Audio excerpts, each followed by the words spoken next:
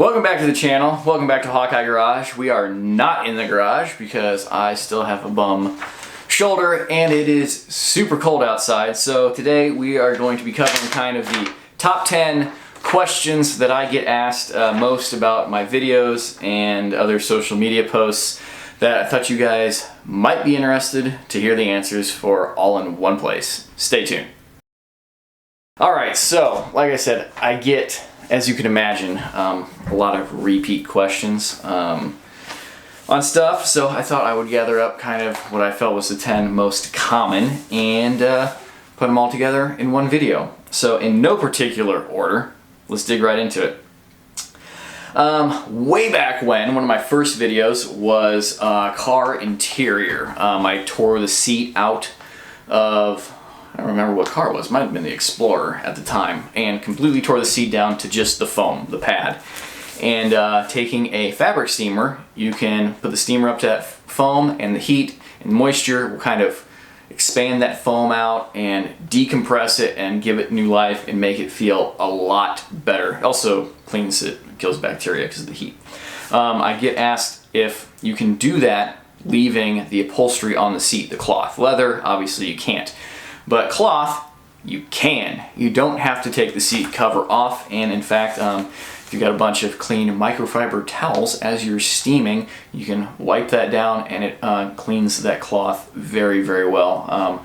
I have not done that myself with the fabric on, but if you go to that video, link below, you can see comments where people have done that and confirmed that it does work. So if you've got a seat that the foam is kind of not the most comfortable, obviously if this foam is like broken down and just total, if it's junk, the steam is not going to help the foam. But if it's just compressed and old and tired feeling, the steam will definitely help. Definitely recommend doing that. This is a Ford Explorer question, so throwback. When you put the spacer lift on one of those third gen Explorers, do you need different upper control arms, front upper control arms? And by different, I mean heavy duty, aftermarket. There's only one company, BTF, that makes non-OE, OE specific standard upper control arms.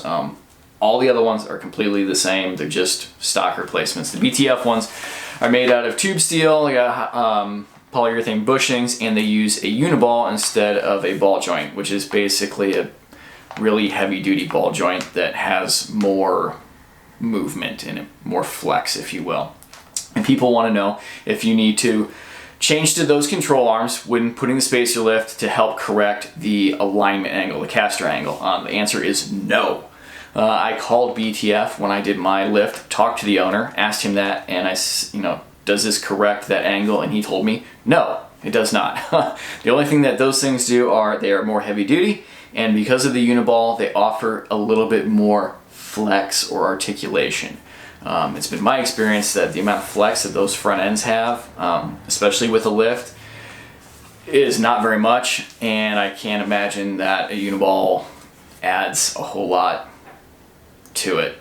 For the price, I didn't do it, and I never had any problems. I replaced mine with OE ones just because I had everything torn apart, and mine were high mileage, so I just put some OE ones on it. Probably from Rock Auto, I think, at the time, and they worked perfectly fine for what I needed. Another Explorer question about the body lift. I did an 1.5 inch body lift on mine, DIY body lift, link down below. People want to know all the time, can I go higher? I mean, there's a will, there's a way, but it's my opinion, no. There is not enough play in the steering shaft. When you lift the body away from the chassis, that shaft is going to come apart. There's not enough play in there to compensate for more lift. There's not enough play in the engine wiring harness. There's not enough slack in the radiator hoses. The back bumper cover, the plastic, goes down over the chassis, the rear cross member, which is the rear receiver hitch, and that hits that, it starts to stretch out. I guess if you want to go crazy and moving things and extending wiring, it's not worth the hassle. Do the 1.5 inch body lift, and if you still need more, do a small spacer lift Be honest with yourself about the vehicle. It's just a Ford Explorer. It's not some crazy off-roader. I had one, I built one, I can say that. So, 1.5 inches, leave it at that. This has to do with when I put the rear locking diff in the 4Runner, and it was a different gear ratio. Tons of people ask, don't you need to match gear ratios to the front? And people who, it's obvious to me the people that asked that hadn't watched older or newer videos where I talk about that, because I had the matching diff.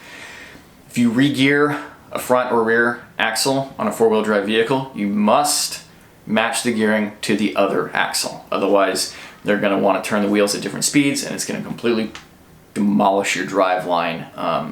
Axles, drive shafts, transfer case. It's just going to tear everything up because they're going to want to rotate at different speeds. Bad idea. Let's see, a video that I just made not too long ago about Raptor lights, but I've had them on multiple vehicles, so I always ask, what lights do I use for my Raptor lights? On the 4Runner video, I showed you guys I use these little smoked 6 LED strips that I got from Amazon, eBay. Both places sell them. And other applications, I've used little button LEDs that these, you drill a hole, put it through, and then a nut on the back. I've used ones that were similar to this, where you had to drill a little bit bigger hole, and then you put a rubber grommet in, and then the light popped into the grommet. I prefer using the smoked lens ones because it's a little bit more stealthy, even during the day and the night. They're still plenty bright. And I just like the look of it. You can't see like the LED or the boards or anything through the lens when they're smoked. Again, go to eBay, Amazon, Google, type in amber LED light strip, marker light, and it will start coming up with things, and you'll be able to narrow your search down as you're seeing things that you like and what they're specifically being called. So there's that. And of course, I'll drop the link for the Raptor light video on the 4Runner down below. Can you do a video on the LED swap in the 4Runner gauge cluster? Well, yes I can, because I actually happen to have an extra one of those clusters, and I have some leftover LEDs. And if I do a video on that, I will be sure to drop links to the actual LEDs that I've used. I've bought so many different LEDs for different applications. It's hard for me to remember which ones are which, but I will dig into my purchases and find the ones that I got, and I'll do a video on that. I'll show you how to replace them and drop links to the bulbs that I used. Of course, you can use different colors. I used the white ones. I think it's just a nice modern classic look, I guess, if you will. But it's going to be a while because there's a lot of tedious, handwork, bent over doing it, and with broken shoulder, it's going to be a little bit more difficult. Not to mention that I no longer have a vehicle to test the cluster on after I replace them to make sure they're all working. So there's that, but stay tuned, I'll figure it out, and I will do a video on that. Will you make me a holster? No, sorry, I will not. I started this channel doing Kydex work years ago, and I still get asked if I will make custom holsters for people, and I don't do that anymore. So another question that covers a couple different vehicles: what roof rack and roof rack mounts are you using? Back in the day, I built a custom roof rack for the Explorer. I'll drop a link down below for that. That currently, if I'm not mistaken, is on Joe's 3rd gen 4Runner, because I sold the Explorer, kept the roof rack, and it looks pretty good. So there's that. And then on the 4Runner, it had the Rolla, the R-O-L-A rack that you can get online pretty much anywhere. Mine had the additional extensions, like 20 inches, I think, to make it bigger. And originally that was on the Jeep, on my Grand Cherokee, just with the mounts that came with the rack mounted to the Jeep crossbars, and it was pretty flimsy and terrible, and I never really liked that. And then when I put it on the 4Runner, I made some custom mounts for that, link below, and that worked out really well. So you can go check that out. Boy, let's see, what else we have? What stereo do I have, or did I have, in the 4Runner? It was the Pioneer AVH 1400 NEX. When I bought that, I was not a huge fan of Pioneer head units. I'd had a few in the past, was not a huge fan. But the newer ones got really good reviews, and this one was the cheapest non Chinese branded eBay one that I could find that had Apple CarPlay.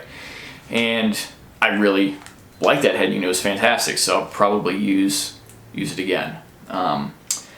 And another question that I actually just made a video not too long ago: how's the Costway fridge working? It's working great. It's been really good. And again, you can check Costway videos out, several of those that I can drop some links for.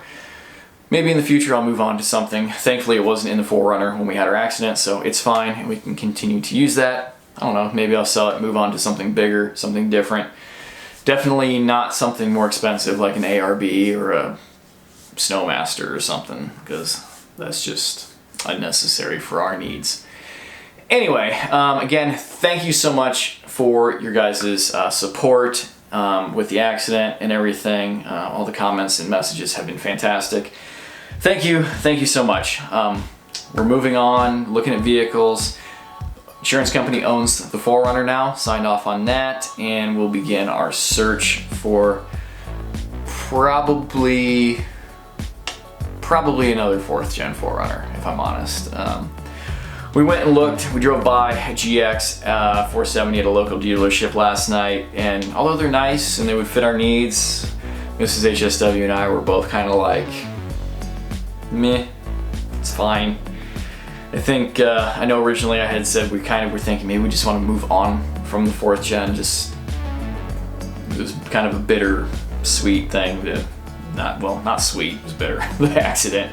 And moving on to something else, but we also had so many good memories in that vehicle, and we kind of feel like there was unfinished business there and more memories to be made.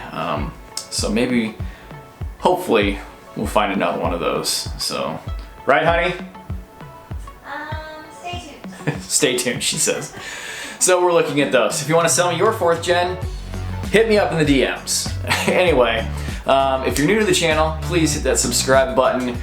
This video is not the normal kind of video. Go through my backlog. Things have been kind of off the hinges because of the accident lately.